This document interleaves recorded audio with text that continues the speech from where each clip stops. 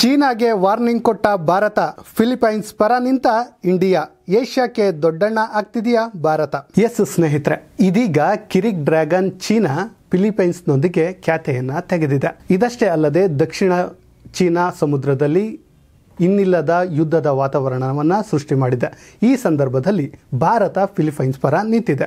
ಇದುವೇ ಇದೀಗ ದೊಡ್ಡ ಸುದ್ದಿಗೆ ಕಾರಣವಾಗ್ತಿದೆ. ಅಷ್ಟಕ್ಕೂ ಫಿಲಿಪೈನ್ಸ್ ಪರ ಭಾರತ ನಿಂತಿದ್ಯಾಕೆ? ದಕ್ಷಿಣ ಚೀನಾ ಸಮುದ್ರದಲ್ಲಿ ಚೀನಾ ಹೊರಟಿರೋದೇನು? ಅದೆಲ್ಲದರ ಡೀಟೇಲ್ಸನ್ನು ನಿಮ್ಮ ಮುಂದೆ ಈ ವಿಡಿಯೋದಲ್ಲಿ ತೋರಿಸ್ತೀವಿ. ಎಸ್ ಸ್ನೇಹಿತರೆ, ಚೀನಾ ಅಂದರೆ ಎಂಥವರಿಗೂ ತಕ್ಷಣಕ್ಕೆ ನೆನಪಾಗೋದು ಕಿರಿಕ್. ಅದು ಸುಮ್ಮನೆ ಕಿರಿಕ್ ಮಾಡಿಕೊಳ್ಳೋದು, ಚಿಕ್ಕ ಪುಟ್ಟ ರಾಷ್ಟ್ರಗಳಿಗೆ ಆವಾಜ್ ಹಾಕೋದು ಒಂದು ರೀತಿಯ ಚಾಳಿಯಂತೆ ಮಾಡಿಕೊಂಡಿದೆ. ಅದರ ಅಕ್ಕಪಕ್ಕ ಇರೋ ಯಾವ ದೇಶವನ್ನು ಇದು ಬಿಟ್ಟಿಲ್ಲ. ತನ್ನೊಂದಿಗೆ ಗಡಿ ಹಂಚಿಕೊಂಡಿರುವ ಎಲ್ಲ ದೇಶಗಳೊಂದಿಗೆ ಕಾಲು ಕೆರೆದು ಖ್ಯಾತೆ ಮಾಡೋದು ಇದರ ಸಹಜ ಗುಣ. ಅದು ಯಾವ ರೀತಿಯಾದರೂ ಸರಿಯೇ ಜಗಳ ಮಾಡೋದೇ ಇದರ ಬುದ್ಧಿಯಾಗಿದೆ. ಹೌದು, ಇದೀಗ ದಕ್ಷಿಣ ಚೀನಾ ಸಮುದ್ರದಲ್ಲಿ ಮತ್ತೆ ಕಿರಿಕ್ ಶುರು ಮಾಡಿರುವ ಚೀನಾ ದಕ್ಷಿಣ ಚೀನಾ ಸಮುದ್ರದ ಮೇಲೆ ಹಿಡಿತ ಸಾಧಿಸಲು ಮುಂದಾಗಿದೆ. ವಿಶ್ವದಲ್ಲಿಯೇ ಹೆಚ್ಚು ಜಲಸಂಚಾರ ಇರುವ ಈ ಪ್ರದೇಶವನ್ನು ಈ ಡ್ರ್ಯಾಗನ್ ತನ್ನ ತೆಕ್ಕೆಗೆ ತೆಗೆದುಕೊಳ್ಳಲು ಮುಂದಾಗಿದೆ. ಸ್ನೇಹಿತರೆ, ನಿಮ್ಮೆಲ್ಲರಿಗೂ ಗೊತ್ತಿರಬೇಕು, ಇಲ್ಲಿ ಭಾರಿ ಪ್ರಮಾಣದ ತೈಲ ಹಾಗೂ ಅನಿಲ ನಿಕ್ಷೇಪಗಳು ಇರುವಂತಹದ್ದು ಎಲ್ಲರಿಗೂ ಗೊತ್ತಿರುವಂತಹ ವಿಚಾರವೇ. ಅದೇ ಕಾರಣಕ್ಕೆ ಈ ಹಿಂದಿನಿಂದಲೂ ಅದನ್ನು ವಶಪಡಿಸಿಕೊಳ್ಳುವಂತಹ ಪ್ರಯತ್ನಕ್ಕೆ ಚೀನಾ ಕೈ ಹಾಕಿರೋದು ನಮ್ಮೆಲ್ಲರಿಗೂ ಗೊತ್ತಿರುವಂತಹ ವಿಚಾರ. ಅದೇ ಕಾರಣಕ್ಕೆ ಅಲ್ಲಿರುವಂತಹ ಅಂದರೆ ಆ ಗಡಿಯಲ್ಲಿ ಯಾವೆಲ್ಲ ದೇಶಗಳಿದೆಯೋ ಅವುಗಳ ಮೇಲೆ ಖ್ಯಾತೆ ತೆಗೆಯುವಂಥ ಕೆಲಸವನ್ನು ಈ ಚೀನಾ ಮಾಡ್ತಾ ಇದೆ. ಅದರ ಭಾಗವಾಗಿಯೇ ಇದೀಗ ಫಿಲಿಪೈನ್ಸ್ ನೌಕೆಗಳು ಮತ್ತು ಚೀನಾ ನೌಕೆಗಳು ಮುಖಾಮುಖಿಯಾಗಿದ್ದು ಯುದ್ಧದ ವಾತಾವರಣ ಮೂಡಿದೆ. ಇಂತಹ ಸಂದರ್ಭದಲ್ಲಿ ಭಾರತದ ನೌಕೆ ಪಡೆಗಳು ಫಿಲಿಪೈನ್ಸ್ ಸಪೋರ್ಟ್ ಆಗಿ ನಿಂತಿರೋದು ದೊಡ್ಡ ಅಚ್ಚರಿಗೆ ಕಾರಣವಾಗಿದೆ.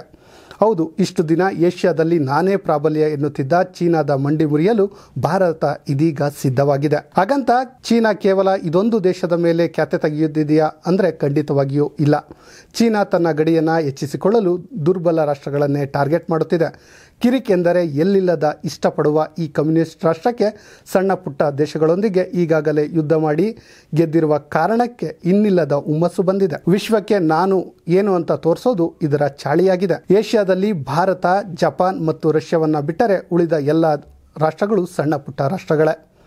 ಈ ಮೂರು ರಾಷ್ಟ್ರಗಳನ್ನು ಧಿಕ್ಕರಿಸಿ ಇಡೀ ಏಷ್ಯಾವನ್ನು ತನ್ನ ತೆಕ್ಕೆಗೆ ತೆಗೆದುಕೊಳ್ಳುವ ಮಹದಾಸೆಯಲ್ಲಿ ಈ ಕಿರಿಕ್ ಡ್ರ್ಯಾಗನ್ ಇದೆ. ಅದೇ ಕಾರಣಕ್ಕೆ ಈ ಮೂರು ರಾಷ್ಟ್ರಗಳನ್ನು ಬದಿಗೊತ್ತಿ ಉಳಿದೆಲ್ಲ ದೇಶಗಳೊಂದಿಗೆ ಕಿರಿಕನ ಮಾಡ್ತಿದೆ. ಸ್ನೇಹಿತರೆ, ನಿಮ್ಗೆ ಇನ್ನೊಂದು ವಿಚಾರ ಗೊತ್ತಾ? ಚೀನಾ ಬರೋಬ್ಬರಿ 23 ದೇಶಗಳೊಂದಿಗೆ ಗಡಿ ವಿವಾದವನ್ನು ಹೊಂದಿದೆ. ಹೌದು ಸ್ನೇಹಿತರೆ, ಈ ಡ್ರ್ಯಾಗನ್ ಚೀನಾ ಬರೋಬ್ಬರಿ 13 ದೇಶಗಳೊಂದಿಗೆ ಗಡಿಯನ್ನು ಹೊಂದಿದೆ. 13 ದೇಶಗಳೊಂದಿಗೆ ಗಡಿಯನ್ನು ಹೊಂದಿದ್ದು 23 ದೇಶಗಳೊಂದಿಗೆ ಹೇಗೆ ಖ್ಯಾತೆಯನ್ನು ಮಾಡ್ತಿದೆ ಅಂತ ಅನಿಸ್ಬೋದು. ಸ್ನೇಹಿತರೆ, ನಿಮಗೆ ಗೊತ್ತಿರಲಿ, 13 ದೇಶಗಳೊಂದಿಗೆ ಗಡಿಯನ್ನು ಹೊಂದಿದೆ. ಉಳಿದ 6 ದೇಶಗಳೊಂದಿಗೆ ಜಲಗಡಿಯನ್ನು ಹೊಂದಿದೆ. ಇನ್ನುಳಿದ ದೇಶಗಳೊಂದಿಗೆ ಹಾಗೆ ಹೀಗೆ ಅಂತ ಖ್ಯಾತೆಯನ್ನು ತೆಗಿತಾ ಇದೆ.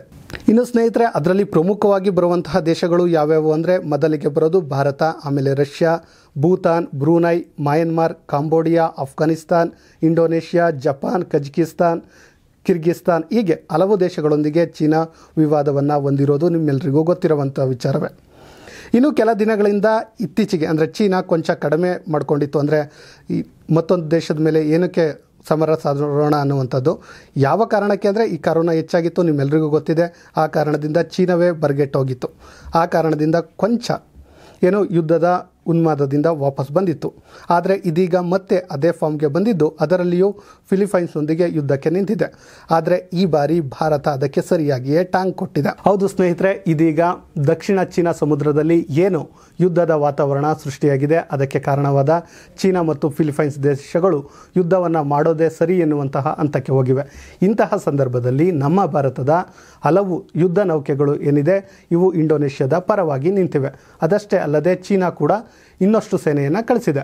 ಇನ್ನೊಂದು ವಿಚಾರ ನಿಮಗೆ ಗೊತ್ತಿರಲಿ, ನಮ್ಮ ದೇಶದ ಬ್ರಹ್ಮೋಸ್ ಕ್ಷಿಪಣಿ ಏನಿದೆ ಅದನ್ನು ಕೂಡ ಫಿಲಿಪೈನ್ಸ್ ಇತ್ತೀಚೆಗೆ ತೆಗೆದುಕೊಂಡಿರೋದು ನಿಮ್ಮೆಲ್ಲರಿಗೂ ಗೊತ್ತಿರುವಂಥ ವಿಚಾರ.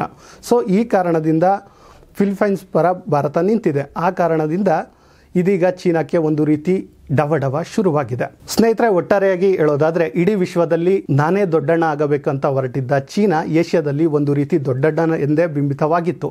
ಯಾಕಂದರೆ ಏಷ್ಯಾದಲ್ಲಿ ಚೀನಾವನ್ನು ಯಾರೂ ಬೀಟ್ ಮಾಡಲ್ಲ ಎನ್ನುವಂತಹ ಹಂತಕ್ಕೆ ಬಂದು ನಿಂತಿತ್ತು.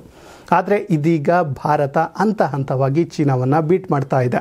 ಇಷ್ಟು ದಿನ ಸೈಲೆಂಟ್ ಆಗಿದ್ದ ಇಂಡಿಯಾ ಇದೀಗ ನೇರವಾಗಿ ಚೀನಾಕ್ಕೆ ಟಾಂಗ್ ಕೊಡಲು ಶುರು ಮಾಡಿದೆ. ಅದು ಯಾವುದೋ ಒಂದು ವಿಚಾರದಲ್ಲ, ಪ್ರತಿಯೊಂದು ವಿಚಾರದಲ್ಲೂ ಚೀನಾಕ್ಕೆ ಟಾಂಗ್ ಕೊಡ್ತಾ ಇದೆ. ಫಾರ್ ಎಕ್ಸಾಂಪಲ್ ಅಂದರೆ ಈಗ ಫಿಲಿಪೈನ್ಸ್ ಏನಿದೆ ಆ ವಿಚಾರಕ್ಕೆ ಇದೀಗ ಟಾಂಗ್ ಕೊಡ್ತಾ ಇದೆ. ಈ ಹಿಂದೆ ಶ್ರೀಲಂಕಾದಲ್ಲಿ ಏನು ಅಂಬಂಟೋಟ ಬಂದರನ್ನು ಲೀಸ್ಗೆ ಹಾಕಿಸ್ಕೊಂಡಿತ್ತು, ಆ ಸಮಯದಲ್ಲೂ ಕೂಡ ಚೀನಾಕ್ಕೆ ಖಡಕ್ ಎಚ್ಚರಿಕೆಯನ್ನು ಈ ಭಾರತ ಕೊಟ್ಟಿತ್ತು.